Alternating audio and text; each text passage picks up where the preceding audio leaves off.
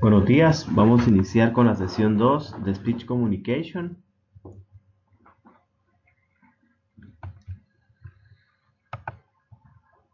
El tema de hoy es respecto a la empresa y su organización. Vamos a ver cuáles son las diferencias entre oír y escuchar. Vemos que oír es el acto de percibir sonidos u otros estímulos relacionados y escuchar es el proceso de percibir mensajes hablados o no verbales, así como de construir significado a partir de ellos y de responderlos. La diferencia básicamente está en la interacción que se tiene en este proceso. Nosotros podemos, por ejemplo, oír sonidos de vehículos, eh, música de gente que está a nuestro alrededor y tal vez no lo hacemos muy a conciencia, no ponemos mucha atención en esto y simplemente por inercia nosotros estamos oyendo todos esos sonidos que están en nuestro entorno, en nuestro alrededor. Pero el escuchar ya es un proceso donde nosotros le ponemos más atención, por ejemplo, al interlocutor, le ponemos atención a la otra persona que nos está dando un mensaje, analizamos lo que nos está diciendo, lo interpretamos según nuestra experiencia, según nuestro conocimiento, según nuestra percepción, forma de ver las cosas, interpretamos ese mensaje y tratamos de dar una respuesta. Vemos que la comunicación es muy importante en las empresas. A veces tenemos malos entendidos, pero es porque nos cuesta escuchar. No es lo mismo, pareciera lo mismo. Muchas veces estamos oyendo a las personas, pero no les prestamos atención. Entonces por ahí es donde se generan ciertas debilidades en la comunicación y no logramos comprender el mensaje. Para escuchar, para ser buenos escuchas, requerimos tener muchas habilidades y poner en práctica ciertos pasos que nos pueden dar éxito. Eso lo vamos a ver dentro de esta sesión. Vemos que este es el proceso de escuchar que se compone en estos pasos: el atender, el interpretar, el responder y el recordar. Por lo tanto, vamos a ver qué significa cada uno de estos pasos en el proceso de escuchar. El primero, atender, es la primera etapa en el proceso de escuchar que implica decidir hacerlo conscientemente. Cuando atendemos es porque algo nos llama la atención. Muchas veces nosotros tenemos la pasión por cierta música, por ciertos eventos, vamos y atendemos esos eventos y ponemos toda la atención del mundo porque es algo de nuestro interés. Entonces lo mismo hacemos cuando nos interesa un mensaje, cuando tenemos que hablar en la empresa un mensaje serio, un mensaje para cumplir con nuestros objetivos, un mensaje de un jefe, de un equipo, un mensaje de un cliente, también es importante que lo atendamos. Entonces es la primera parte del proceso donde nosotros abrimos las puertas, nos preparamos y elegimos que sí queremos atender ese mensaje. Luego, en la segunda etapa, viene el interpretar, que consiste en el proceso de escuchar, que implica darle un significado a los sonidos o a los estímulos relacionados. Entonces, vemos que a medida que conversamos, observamos las expresiones faciales, los gestos que nos ayudan a descifrar el significado detrás de las palabras.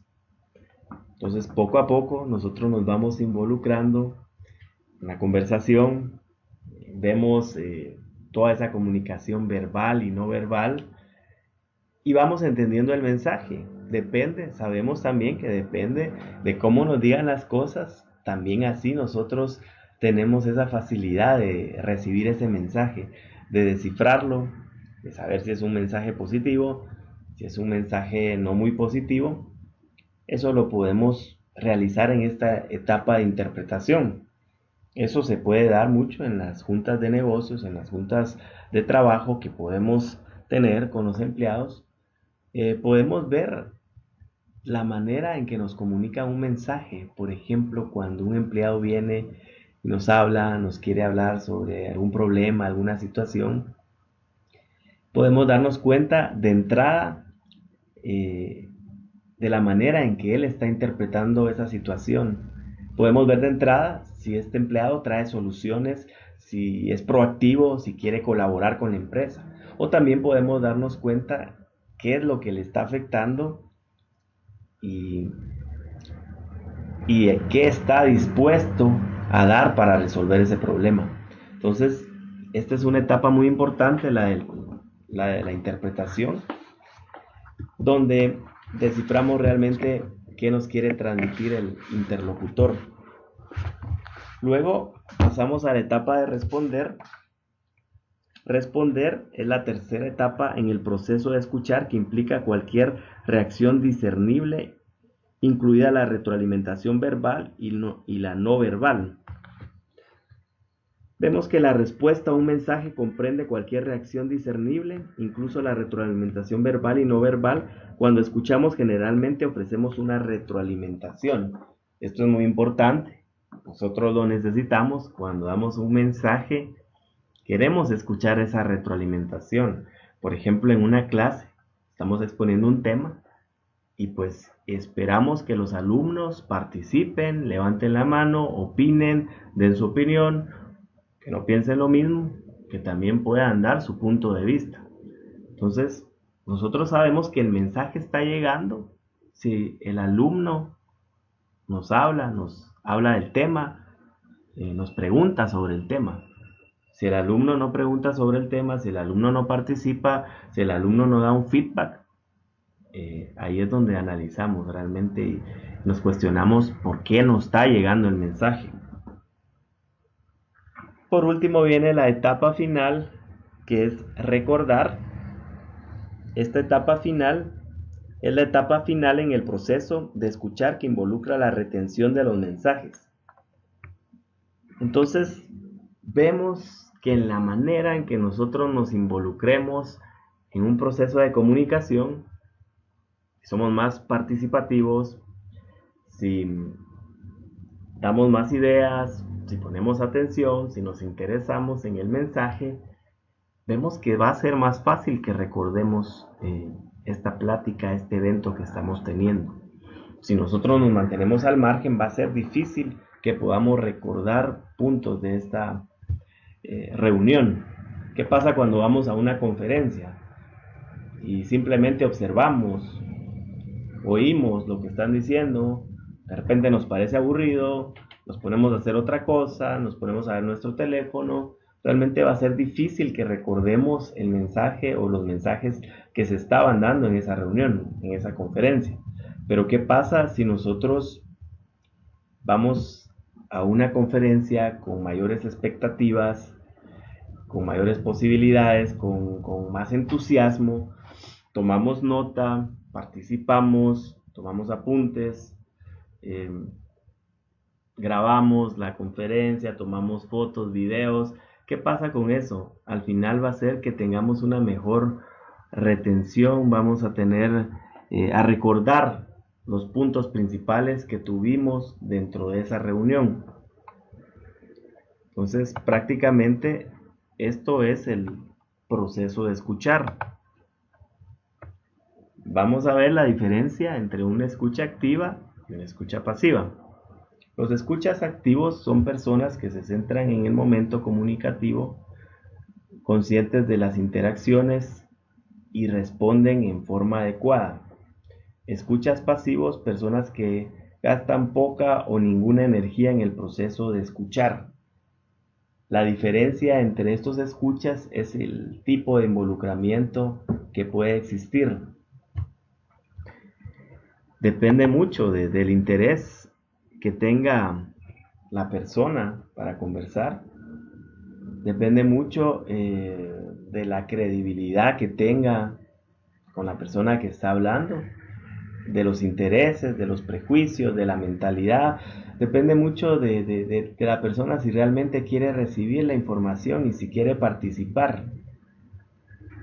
Entonces vemos que esa es la diferencia. Un escucha activo es una persona que se va a involucrar, que va a preguntar, que va a tomar nota, eh, que va a dar adecuado feedback a la persona que le está hablando. Ahora tenemos las distracciones externas. Esto viene a afectar nuestro proceso de comunicación, empezando por el ambiente físico. Sabemos que depende mucho el ambiente físico que tengamos para poder tener una adecuada reunión. Por ejemplo, puede pasar que programemos una reunión un viernes en la tarde, en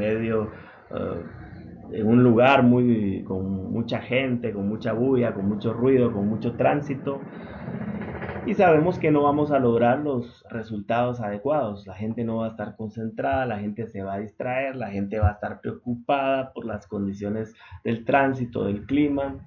Entonces va a ser difícil tener una adecuada comunicación en una reunión en esas condiciones. Pero también, por otro lado, si nosotros planificamos bien una reunión, sabemos que en un ambiente físico adecuado, un ambiente en un salón de reuniones aislado de los ruidos en la medida de lo posible, en un horario donde tengamos más silencio en el ambiente, menos interrupciones, sabemos que vamos a poder comunicarnos de una mejor manera y vamos a lograr esos resultados que estamos buscando.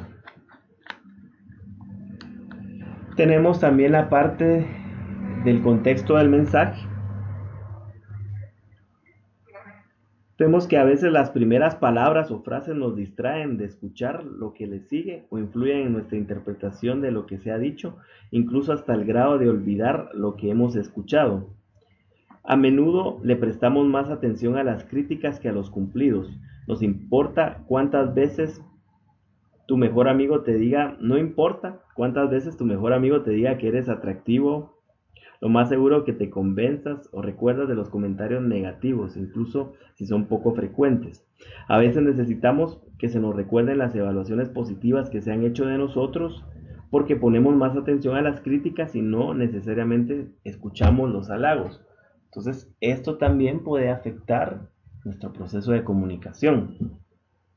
Puede ser que nosotros estemos prejuiciados y que pensemos que las personas nos están diciendo las cosas con un doble sentido o por molestarnos o por hacernos sentir mal. Entonces, depende mucho también cómo recibamos ese mensaje, cómo lo aceptemos. De esa manera vamos a poder participar de una manera más eficiente en el proceso de comunicación. Tenemos el ruido de los medios. Esto significa que depende por dónde enviemos el mensaje, también esto va a tener más efectividad.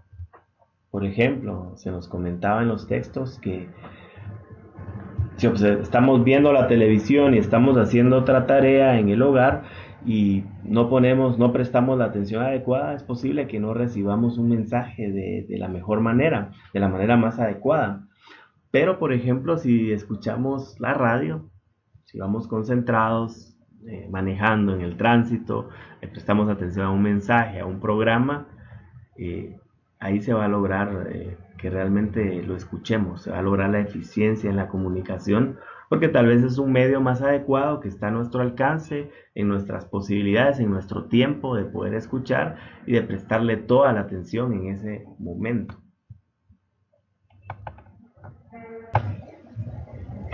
Bueno, continuamos con los obstáculos por actitudes. Primero de ellos es la preocupación por nosotros mismos. Vemos que cuando no estamos seguros de nosotros mismos disminuye nuestra capacidad para escuchar con eficiencia, sobre todo si tenemos una autoestima baja. Las situaciones nuevas que ponen a prueba nuestra capacidad pueden hacer que nos sintamos ansiosos respecto a lo que dicen los demás. Esto depende mucho de esa seguridad, de cómo nos comportemos, de cómo nos veamos nosotros ante un grupo de personas y puede influir en nuestra comunicación, puede influir de una manera positiva, que nos sintamos cómodos, que podamos transmitir nuestras ideas sin ningún temor a las críticas, pero pasa lo contrario, también si tenemos esta debilidad, pues no nos comunicamos de una manera eficiente y ya estamos siempre pensando en lo que piensan nosotros de nosotros. Tenemos las actitudes y creencias preconcebidas.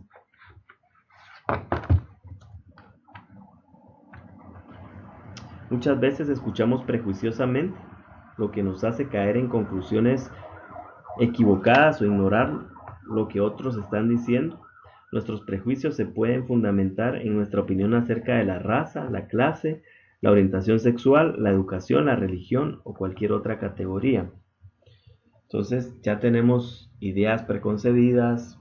Esto se da mucho pues en las cuestiones políticas, en la religión, en el deporte.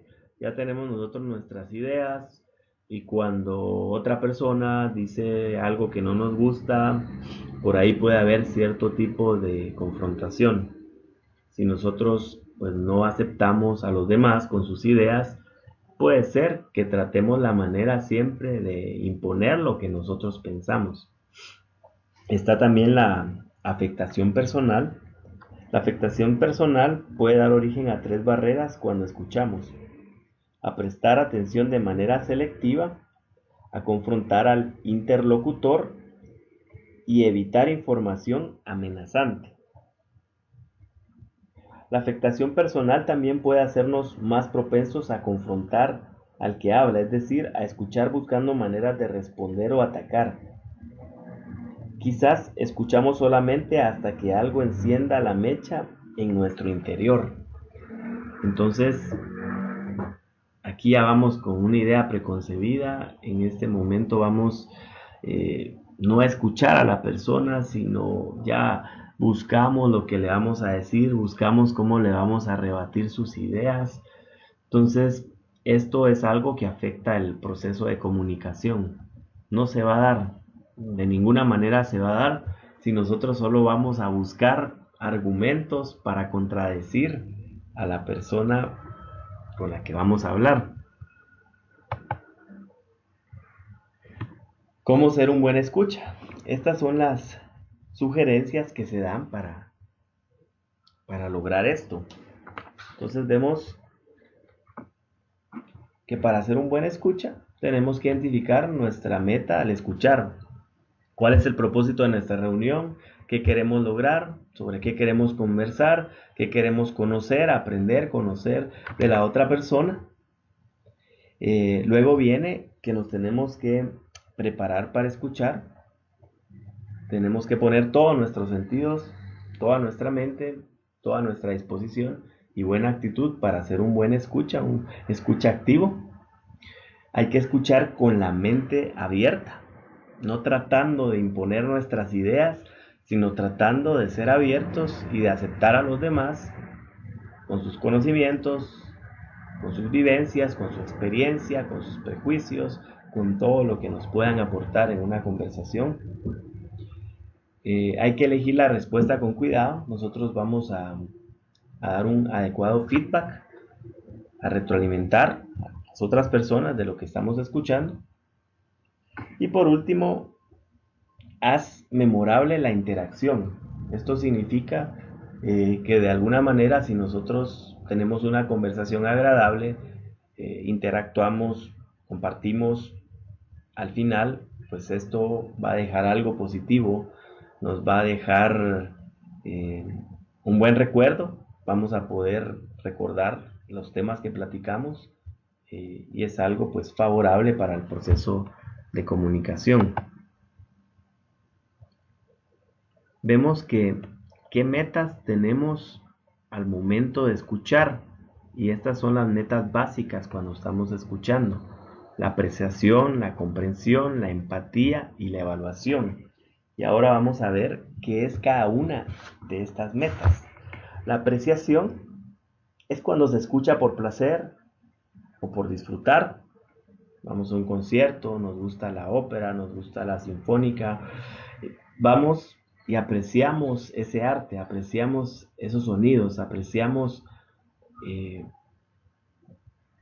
todos esos elementos que nosotros vamos a ir a ver, apreciar en un momento en un lugar adecuado, en un teatro, en un momento que nosotros seleccionamos para esto. Entonces vemos que esa es la apreciación. La comprensión se realiza cuando se escucha para entender. Cuando nosotros estamos en un estudio, cuando nos estamos preparando, cuando tenemos una reunión importante y necesitamos como obtener todos los elementos claves que nos van a servir con un propósito. Entonces, en ese momento se realiza la comprensión. La empatía es prácticamente ponerse en los zapatos de otro, es cuando nosotros nos involucramos, nos afecta lo que les pasa a las personas, tratamos de entenderlos, tratamos de apoyarlos, entonces escuchamos con empatía. Esto se da mucho en las empresas, cuando a un empleado le sucede alguna situación, nosotros tratamos de escucharlo de esa manera y de apoyarlo con lo que nos está diciendo. Y por último, tenemos la evaluación. Escuchamos para dar una opinión o elaborar un juicio. Vemos que al evaluar significa que estamos escuchando para hacer un juicio sobre lo que hemos escuchado. Como herramienta de acto de escuchar, la evaluación va más allá de la expresión de una opinión y conduce a una evaluación meditada basada en el entendimiento de un mensaje. Entonces, prácticamente nosotros queremos dar nuestra opinión, queremos dar nuestro criterio, lo que estamos observando, lo que estamos escuchando. Entonces, para eso nos sirve el escuchar, para que nosotros podamos también dar una evaluación. Por ejemplo, en el trabajo, queremos mejorar el trabajo, queremos adoptar ciertas normas de calidad. Entonces, vemos que un procedimiento básico que se hace es el entrevistar a las personas. Entrevistamos a los distintos niveles gerenciales, operativos de una empresa, recolectamos toda esa información para luego dar un diagnóstico y, por ejemplo, el poder decir cómo encontramos al personal de una organización. ¿Qué tenemos que hacer para prepararnos a escuchar? Aclarar la mente, hacer el mejor esfuerzo, dejar por un lado las preocupaciones, concentrarlos en lo que estamos haciendo. Hay que eliminar las distracciones, tratar de buscar un lugar adecuado, un lugar apropiado. Por ejemplo, dejar el teléfono a un lado para poder concentrarnos en lo que estamos haciendo. Hay que establecer metas. Tenemos que preocuparnos por lo que queremos escuchar y estar claros, enfocados en qué queremos lograr con este tipo de conversaciones. Por último, está el consejo de tomar nota cuando escuchamos presentaciones. Es una buena manera de poder recordar puntos, recomendaciones, elementos claves que obtenemos de estas conversaciones. Cuando estamos trabajando también lo hacemos, es importante, no importa si somos gerentes, somos empleados, somos operativos, es importante tomar apuntes, porque nuestra mente no puede retenerlo todo. Por mucho que tengamos retención, siempre más de algún punto podemos obviar. Entonces es importante siempre tomar nota de los elementos claves, de lo que estamos haciendo, de lo que estamos platicando, de los acuerdos, de los planes de acción que estamos llegando en un momento determinado. Ahora vamos a ver qué hacemos para mantener la mente abierta. Ser honestos y reconocer los propios intereses y prejuicios.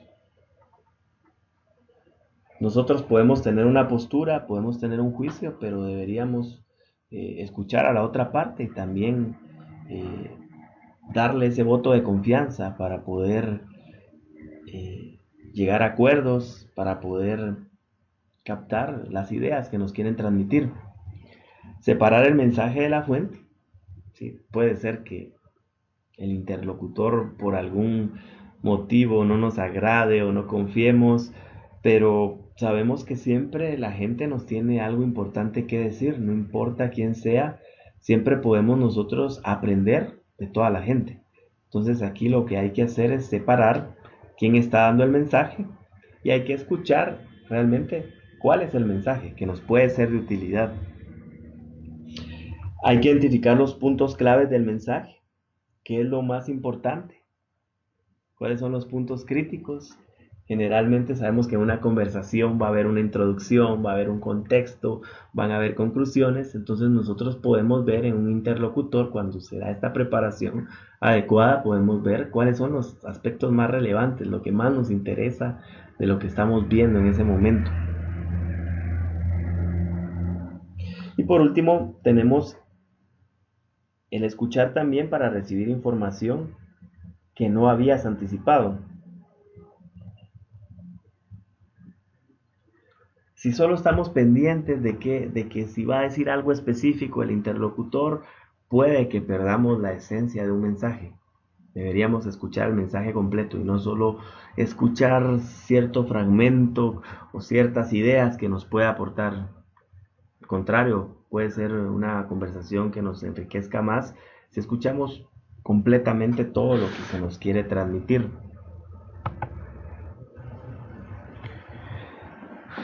Con estos pasos tenemos también el escoger la respuesta. Esto significa el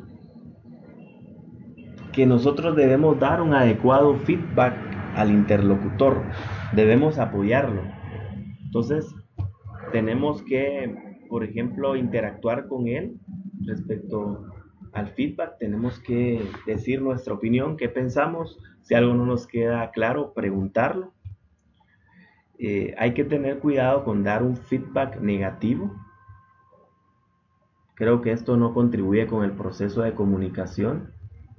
Eh, es bueno, es positivo estar teniendo retroalimentaciones de nuestro trabajo, de lo que hacemos, de las personas, de qué tenemos que mejorar, pero hay que tener cuidado porque también a veces las personas solo se basan en un feedback negativo, solo ven lo peor de las personas. Tal vez la persona hizo muchos comentarios, dio muchas buenas ideas, pero se quedan solo con la parte negativa y esa es la parte que nos transmiten. Y hay que validar al interlocutor. ¿Qué significa esto? Hay que apoyarlo. Por ejemplo, cuando estamos en una conferencia, hay que participar. Muchas veces con los gestos nosotros validamos a un interlocutor. Eso pasa también cuando estamos exponiendo, dando un mensaje a una empresa, estamos viendo al público, estamos viendo a algún compañero y hay gente que nos valida. Hay gente que con los gestos no tiene que hablar, valida nuestro mensaje, nos da confianza, nos ayuda a seguir con nuestra exposición.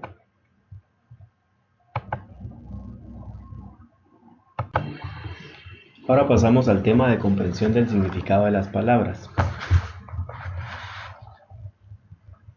Vemos que las palabras tienen tanto la detonación como la connotación.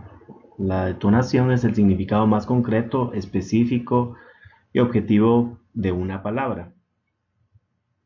La connotación es el significado de las palabras con base a las experiencias o valores individuales y culturales. Por ejemplo, vemos un anillo. Un anillo, pues, no significa nada en cuanto a la detonación.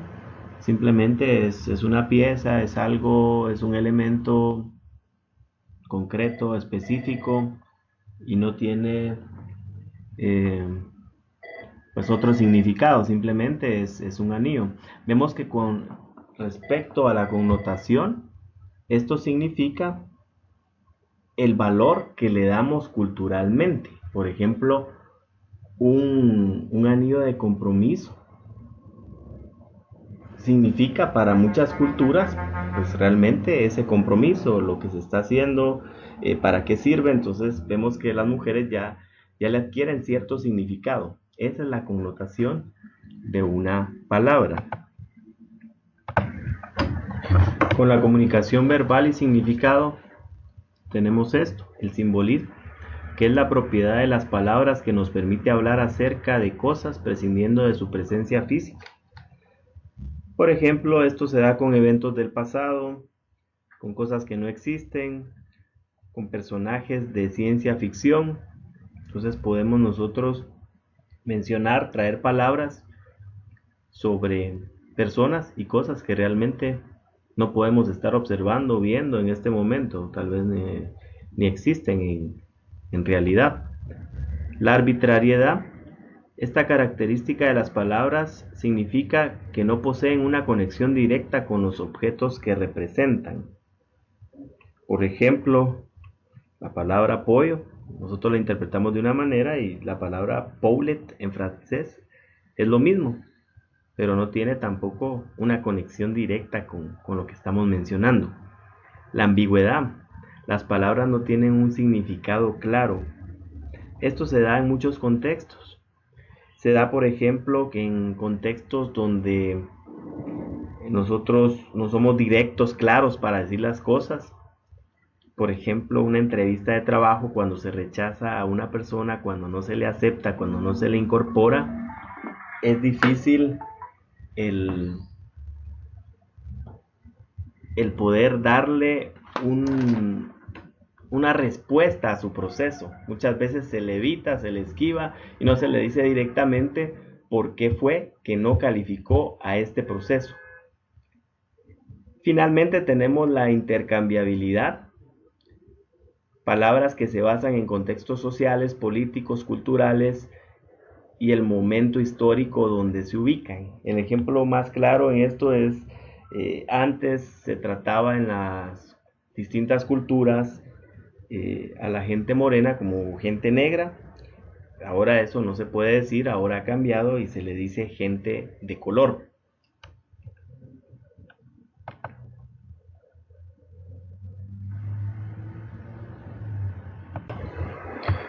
La comunicación de la cultura a través del lenguaje. Podemos ver que hay grupos de referencia, grupos que nos identifican con una mayor fuerza, por ejemplo, la raza, sexo, religión. Los miembros de una subcultura pueden utilizar la jerga, lenguaje técnico, palabras nuevas o lenguaje de la calle para demostrar su unidad. Vemos que esto es muy común. Tenemos muchas subculturas dentro de una gran cultura, lo vemos en nuestro país.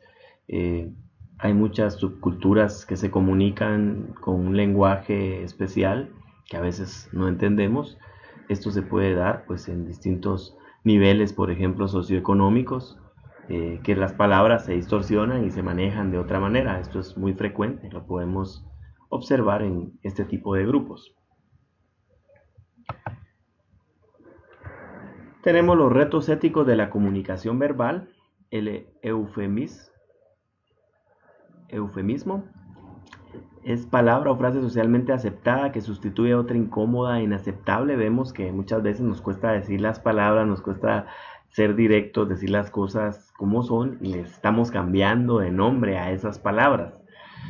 Está el doble discurso, el uso de un lenguaje para deliberadamente ocultar, provocar, confundir o engañar.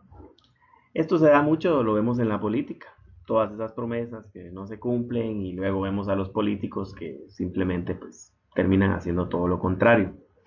Los chismes, hablar sobre terceros, vemos que eso se da con mucha frecuencia en ciertas culturas laborales. Muchas veces a la gente no se le valora por los logros, por los méritos, sino siempre se están haciendo comentarios de lo que está sucediendo en la empresa, de lo que está sucediendo entre departamentos. Entonces esto es algo muy dañino para una organización, lo cual hay que evitar. Vemos las características de la comunicación no verbal. Básicamente consiste en estas características. La comunicación no verbal no es un lenguaje, son expresiones, son modos, son gestos que nos ayudan a enriquecer la comunicación. La comunicación no verbal se relaciona con nuestras emociones. Esto se da prácticamente con las emociones, nuestros estados de ánimo, de cómo cambiamos de un estado a otro. Es ahí donde se ven nuestras expresiones. Muchas veces no se ven a través de una comunicación por un teléfono o a distancia o a través de un correo, no se ven esas emociones, pero ya cuando platicamos o vemos a la persona de frente ya podemos percibir todas esas emociones que van implícitas. La comunicación no verbal es sumamente contextual, depende mucho del momento, del lugar, de la situación, de lo que esté sucediendo. Todo eso nos contagia y nos involucra con estas emociones y con todas estas expresiones que manifestamos. La cultura, el género influyen en la comunicación no verbal. Sí, sabemos claramente que las mujeres son más expresivas, más comunicativos. Sabemos que los hombres somos más directos, menos expresivos, nos cuesta más decir, expresar nuestras emociones. La comunicación no verbal es continua, es algo que no se puede tener, una emoción, el expresar algo, un sentimiento, es fluido, es continuo, no se puede detener. Básicamente esas son las características de la comunicación no verbal. Tipo de comunicación no verbal que tenemos, las expresiones faciales, los gestos, todo lo que transmitimos, podemos darle un distinto significado con los gestos que expresamos. Y contacto visual, también eso nos ayuda a tener una comunicación no verbal. Con una mirada podemos decir mucho. Con la manera en que nosotros vemos o evadimos también podemos manifestar el tipo de comunicación que nosotros tenemos. Los gestos y emblemas, sabemos que ya hay gestos característicos que nos dicen un significado que en nuestra cultura ya son aceptados de alguna manera. La vocalización también es algo que nos ayuda a comunicarnos de una mejor manera. Podemos dar distinta vocalización a nuestras palabras y ya cambia totalmente el significado. Incluso el olor también, muchas veces nosotros cuando sentimos un aroma recordamos, nos trae algo a nuestra memoria y nos da un significado, el percibir, el sentir, el oler, todo lo que percibimos en un ambiente. Y tenemos la proxémica, que es el uso del espacio para comunicarse de manera no verbal. Entonces vemos que para el espacio personal, esto más o menos son los parámetros que tenemos cuando nosotros nos relacionamos. Vemos que una zona íntima aproximadamente de 60 centímetros nos indica que esto se da con familiares, pareja, gente cercana. Una zona personal de 60 centímetros a 1,20, esto se da con conocidos o amigos. Una zona social de 1,20 a 2 metros es un espacio adecuado para extraños, conocidos, grupos de amigos. Cuando estamos en un círculo de amigos, nos estamos relacionando. Esta es una distancia prudente. Y una zona pública de 2,40 metros, por ejemplo, las clases universitarias, tenemos esa distancia cuando estamos dentro de un salón de clases.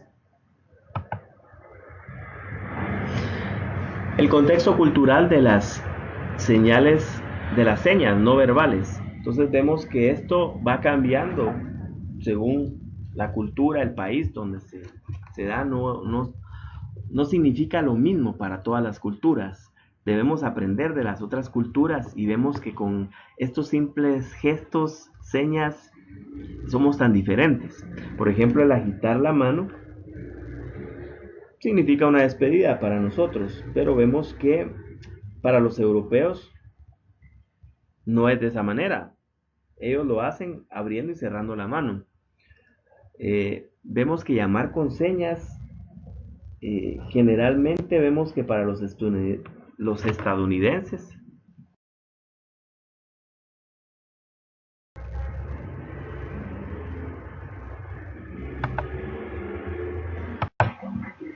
entonces vemos que llamar con señas, por ejemplo, para los estadounidenses, es algo normal, pero vemos que en otros países europeos y en Asia esto se hace únicamente con los animales. El gesto que vemos que en Francia significa cero, en Japón dinero, en Brasil y Alemania es una señal obscena. Vemos que los pulgares hacia arriba en Estados Unidos significa que todo está bien. En Nigeria es una grosería. En Japón y Alemania a menudo se usa para indicar que es el número uno. Y vemos que cuando hacemos la señal de estás loco, esto es muy familiar en Estados Unidos, pero en Argentina significa que se tiene una llamada telefónica. Entonces, de esta manera vemos que en las distintas culturas todas las señas tienen un distinto significado. Con esto concluimos nuestra sesión del día de hoy y pues les hago el recordatorio para la próxima sesión. Fue reprogramada para el jueves 6 de octubre de 6 a 7 de la noche, horario de Guatemala. Para lo mismo, les pido que me confirmen su participación. En las últimas reuniones los he estado esperando, lamentablemente no han participado, entonces necesito que ustedes me confirmen su participación para que podamos realizar la próxima sesión. Les deseo que tengan un buen día y estamos en contacto. Hasta luego.